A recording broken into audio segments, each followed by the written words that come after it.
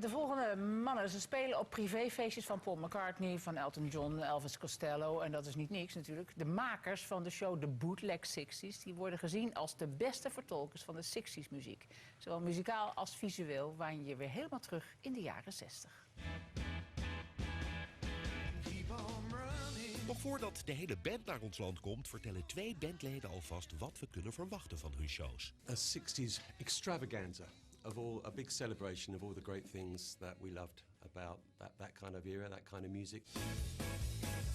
De show maakt een tour door de jaren 60. The 60s covered an awful lot of style, you know, to go from the Searchers and the Kinks through to the Doors and the Who and Jimi Hendrix. It's a long way to travel. So that's part of the pleasure we get out of it, is trying to cover all those styles as authentically as we can.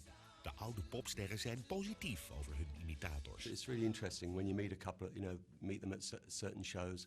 Oh, we've been lucky enough to play some of their parties. And so it's a great honor. Yeah, really nice.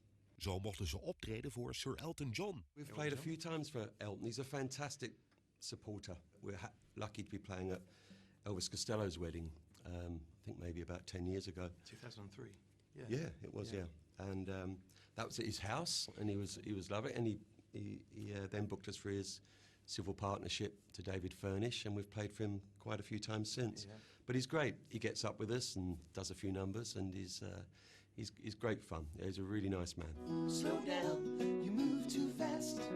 You got to make the morning last. Just kick him down the cobblestones.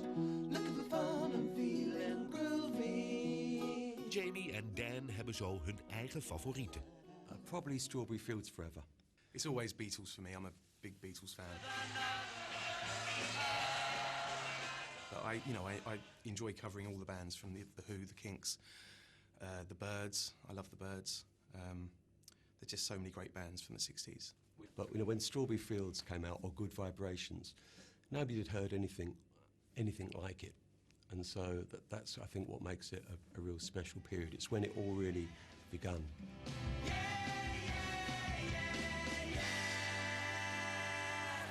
Ze zijn in april in Nederland te zien.